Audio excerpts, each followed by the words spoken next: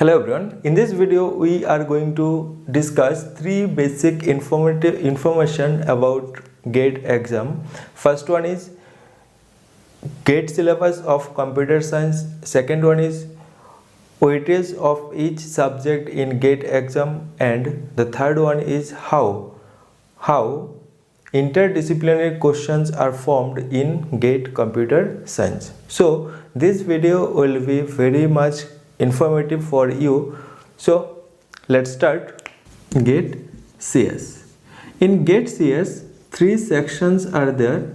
First one is aptitude, second one is engineering mathematics, and the third one is core computer science.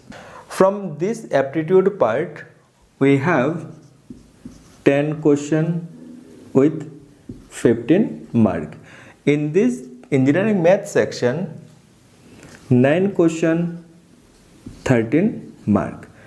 In core computer science, there will be 46 question and 72 marks. Now look, in case of engineering mathematics part,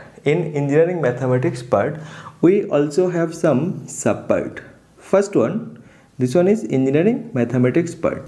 In engineering mathematics part, the first part is combinatories, the second part is discrete mathematics, the fourth part is probability and random variable, fifth part is graph theory, sixth part is linear algebra, and then we have calculus part.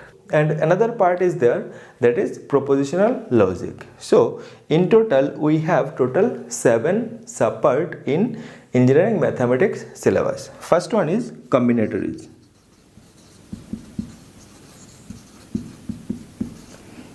Second one is probability random variable.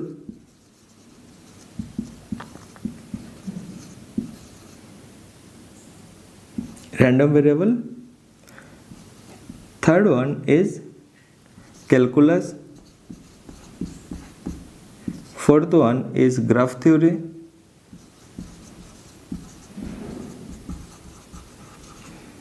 Next, fifth one is propositional logic.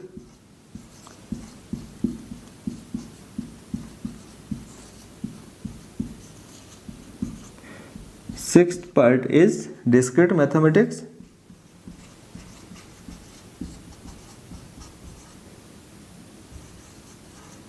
And then we also have one more part, that is linear algebra.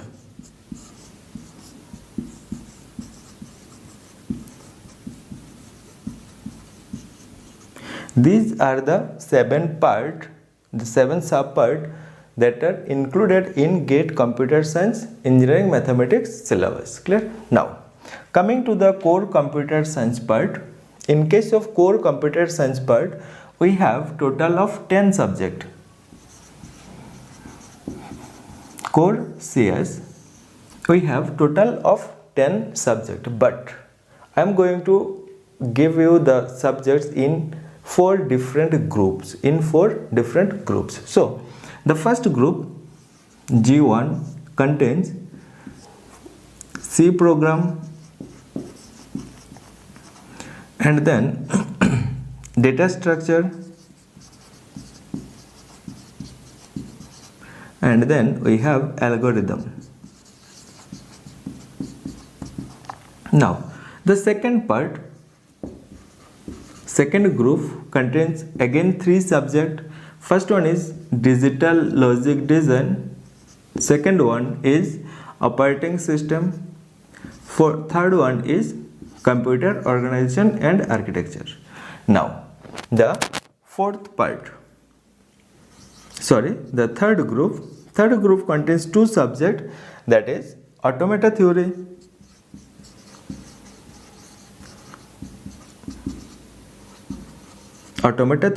and the next subject in group 3 is compiler design.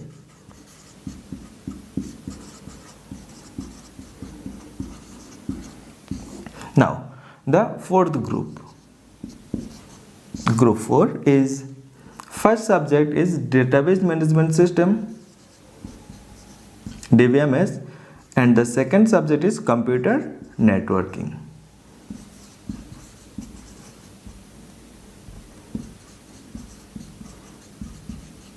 Now, these 10 subjects are there in computer science GATE syllabus. Now, why I group these 10 subjects into 4 category? Why? The reason is, when you start learning or start preparing for GATE computer science, at that time you need to follow some sequence. You can't start randomly. And which sequence you need to prepare yourself for GATE exam, based on that I grouped all these subjects into 4 category. Now, each of these 4 category are independent. Each of these 4 category are independent. That means you can start from any of this group, but within the group you need to follow this particular sequence to prepare those subjects in that particular group. That means if you start with group 1, at that time you can't start with algorithm. If you start with algorithm, at that time you will face lot of difficulties and the concepts will be not cleared properly. Clear? And very soon you will be demotivated and left out the preparation of GATE. Clear? So that is very bad thing. You need to follow a sequence so that it maintain your motivation. It maintain your motivation and your interest in the subject, so that you can easily survive the phase of this preparation of GATE. Clear? Otherwise it will become very difficult for you, for anyone, if anyone don't follow the sequence. So now if you start with group 1, at that time first you need to complete C program and then data structure and then only algorithm. And in case of group 2, DLD first, then digital logic design first, then operating system, then computer organization and architecture. And in this case, in case of group 3, first automata theory you need to complete. After that only you can start compiler design. But this is a special group. In this group, both of these subjects are again independent. You can start with anyone. You can start with DBMS, you can start with computer network. There is no problem. You can complete independently both of these subjects. But in this particular group, if you start with data structure but did not complete the C programming part, then you will struggle or you will face difficulties. Similarly, in this case also, you need to complete DLD first, then operating system, then computer organization and architecture. It will maintain your interest also, and you can motivate yourself also when you are interested on something. At that time also only you can motivate yourself for that work or for that thing. Clear? If you are not getting interested, at that time motivation will not come, and very soon you will be demotivated and you will left the preparation of GATE. Clear? So to maintain this sequence is very important. And one more reason why I group these things, these subjects. Why? Now look, these days in GATE computer science, there